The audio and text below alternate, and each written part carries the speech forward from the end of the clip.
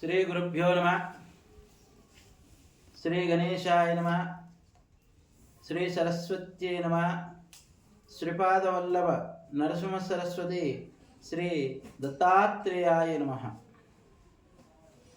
మరి దత్తాత్రేయుని యొక్క అనుగ్రహం పొందాలి అంటే ఆయనకు దత్తం కావాలి. దత్త దత్త దత్త దత్తాత్రేయ ఓం ద్రాం ద్రాం దత్తాయ నమః అని ఎవరైతే చదువుతారో వారికి ధైర్యం వస్తుంది. దత్తాత్రేయుడు సకల సంపత్తికి ఆధార పురుషుడు. దత్తాత్రేయుడు సద్గురువు. దత్తాత్రేయుని ఎవరైతే మనసా వాచ కర్మనో త్రికర్ణ శుద్ధితో ఆయనని స్మరిస్తారో వారికి ఎల్లవేళలో సకల శుభాలు కలుగుతుంటాయి. మానవ జీవనానికి దత్త అంటే దారిద్ర్యాన్ని దూరం చేస్తాడు. దత్త అంటే సకల సంపత్తులు మనకు లభిస్తాయి. అయ్యా మేము అంటున్నాము దత్త దత్త అంటే మనస వాచ కర్మన త్రికర్ణ శుద్ధితో ఎవరైతే స్మరిస్తారో ఆయనకు మన మనసు దత్తం కావాలి. మనసుని దత్తం చేయండి. దత్తాత్రేయుని యొక్క అనుగ్రహం పొందండి.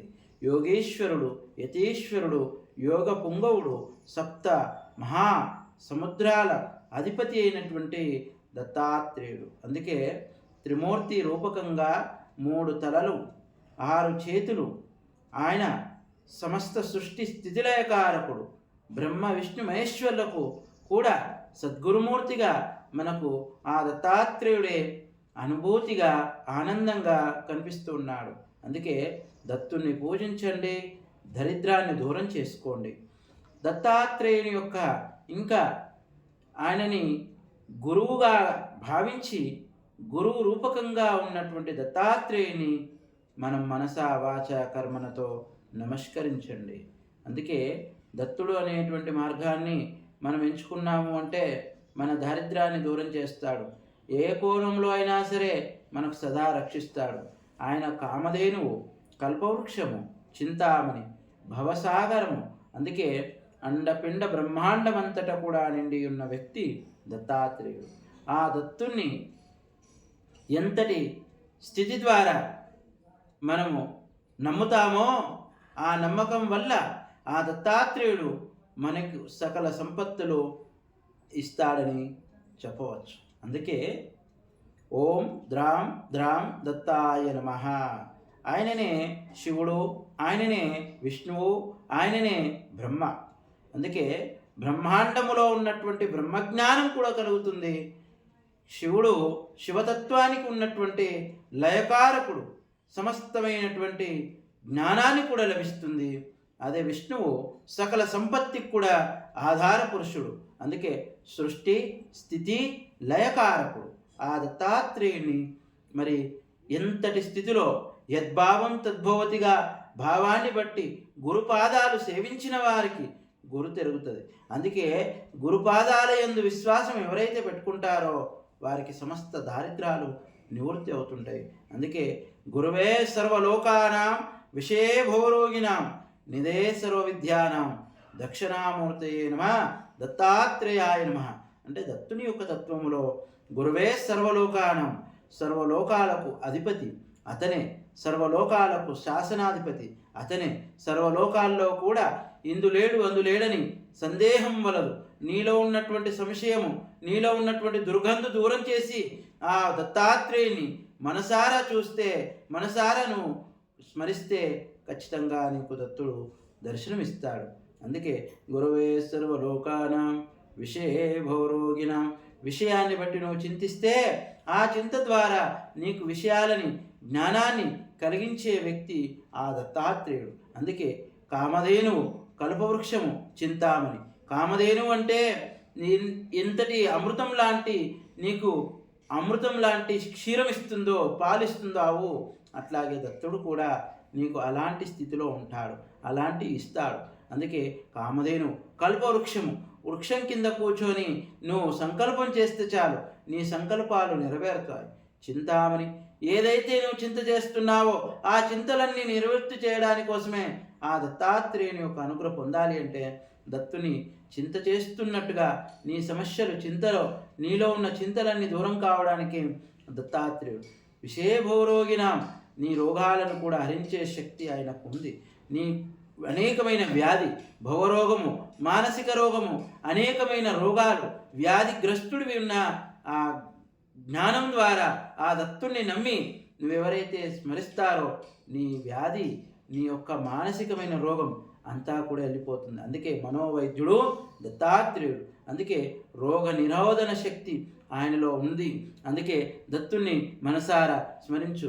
నీవు కోట్లు సంపాదించినవని కాదు, ధనమున్నదని కాదు, జ్ఞానమున్నదని కాదు, నీలో ధైర్యం లేకుంటే ఉత్తదే. అందుకే ఎంతటి జ్ఞానమైనా, ఎంతటి ధనమైనా, ఎంతటి నీలో ఉన్నటువంటి సంపత్తి అయినా నీకు దత్తాత్రేయుని యొక్క అనుగ్రహం ఉంటే, ఆ దత్తాత్రేయుని యొక్క అనుగ్రహం ద్వారానే నీ మనోధైర్యం పెరిగి మనిషిగా ఉండగలుగుతావని చెప్పగలుగుతున్నాం. అందుకే దత్తుని మీద విశ్వాసముతో కూడి ఆ దత్తాత్రేయుని మనసా వాచ కర్మలతో స్మరిస్తే అన్ని విధాలుగా శుభాలు జరుగుతాయని చెప్పగలుగుతాం. అందుకే కామధేనువు, కల్పవృక్షము, చింతామణి, విషయభౌరోగిన నిదే సర్వ విద్యానం, నీ నిదానమే ప్రధానం. నీకు మంచి నడకడి సంస్కారంతో కూడి ఉంటే అన్ని విధాలుగా శుభాలు జరుగుతాయి. అందుకే సంస్కారం ముఖ్యం. మరి సంస్కారముతో శాస్త్రోక్తంగా మరి ఆ దత్తాత్రేయుడి మీద విశ్వాసం పెట్టు, దత్తుణ్ణి స్మరించు. దత్తనామం పట్టుకుంటే చాలు, దరిద్రాలు దూరమవుతాయి, బాధలు దూరమవుతాయి, సమస్త రోగాలు దూరమవుతాయి. అందుకే దత్త ఓం ద్రాం దత్తాయ నమః అనే దత్తాత్రేయుని యొక్క మనసారా నువ్వు స్మరిస్తూ ఉంటే అన్ని విధాలుగా శుభాలు జరుగుతాయని దత్తాత్రేయుని నామం పట్టుకొని నడవాలని కోరుకుంటున్నాం. అందుకే విషయభవరోగినాం నిదే సర్వ విద్యానాం, విద్యలు కూడా ఆయనని నమ్మి ఎవరైతే స్మరిస్తారో, దత్తుడి మీద విశ్వాసం పెట్టి ఏ పుస్తకాన్ని అయితే ప్రారంభం చేస్తారో, ఓం శ్రీ గణేశాయ నమః, ఓం శ్రీ సరస్వతే నమః, ఓం శ్రీపాదవల్లభ నరసింహ సరస్వతే నమః అని నువ్వు ఎప్పుడైతే ఆయనని ఈ మంత్రాన్ని చదివి పుస్తకాన్ని పఠిస్తావో నీకు పుస్తకం విద్యలు కూడా వస్తాయి. విద్య అనేది ప్రధానంగా ఉంటుంది. విద్య ద్వారా విద్య నేర్చుకొని మధ్యలో ఆగిపోయిన వారికి కూడా ఈ దత్తాత్రేయుని స్మరిస్తూ ఉంటే ప్రతి ఒక్కరికి ఆ దత్తాత్రేయుని యొక్క అనుగ్రహం పొందగలుగుతారు. అందుకే నిదే సర్వ విద్యానం, విద్యలకు అధిపతి ఆయననే, బ్రహ్మాండపతి అధిపతి దత్తాత్రేయుడు. అందుకే శ్రీపాదవల్లభుడు ఆయన మొదటి అవతారంలో శ్రీపాదవల్లభ, శ్రీచక్రము పాదాలకు వచ్చింది కాబట్టి పాదాన్ని బట్టి ఆ చక్రాన్ని చూశారు. ఆ చక్రం చూసి పాద అంటే శ్రీ అనేటువంటి శ్రీకారం శ్రీచక్రం. అందుకే శ్రీచక్ర ఆకారంలో ఉన్నటువంటి పాదాల్లో శ్రీచక్రం ఉంది ఆ దత్తాత్రేయుడికి. పాద, శ్రీపాద, వల్లభుడు. వల్లభుడు అంటే సమస్తానికి అధిపతి కాబట్టి వల్లభుడుగా మారాడు. నరసింహ సరస్వతి, సరస్వతి స్వరూపకంగా ఉన్నటువంటి గాన్గాపురంలో నరసింహ సరస్వతి రూపంలో మనకు దర్శనమిస్తున్నటువంటి దత్తాత్రేయుని మనసారా వాచ కర్మణ త్రికరణ శుద్ధితో మనం స్మరించండి. మదిలో మరి ఎటువంటి వాళ్లకు, పరమసాత్వికులకు, దత్తభక్తులకు, దత్తాత్రేయుని నమ్మిన వారికి వీళ్ళ దర్శనం అవుతుంది. కానీ మందమతులకు, అజ్ఞానులకు, అంధులకు, అహంకారం కలిగిన వారికి ఎవరికి దత్తాత్రేయుని దర్శనం కాదు కూడా. నీలో ఉన్న అహంకారం తొలగిస్తే ఆత్మజ్ఞానం కలిగినట్టు, నీలో ఉన్న అహంకారం తొలగిస్తే దత్తాత్రేయుని యొక్క దర్శనం అయినట్టుగా లభిస్తూ ఉంటుంది. నిదే సర్వ విద్యానం, దక్షిణామూర్తే నమః, దత్తాత్రేయాయ నమః. దత్తాత్రేయుడే సద్గురువు, దత్తాత్రేయుడే సమస్తానికి అధిపతి. అట్టి దత్తాత్రేయుని మనసారా స్మరించండి, ధ్యానించండి. అందుకే దత్తుని నామాన్ని పట్టుకోండి. అందుకు మానవ శరీరంలో ఉన్నటువంటిది, ఈ శరీరం అశాశ్వతం.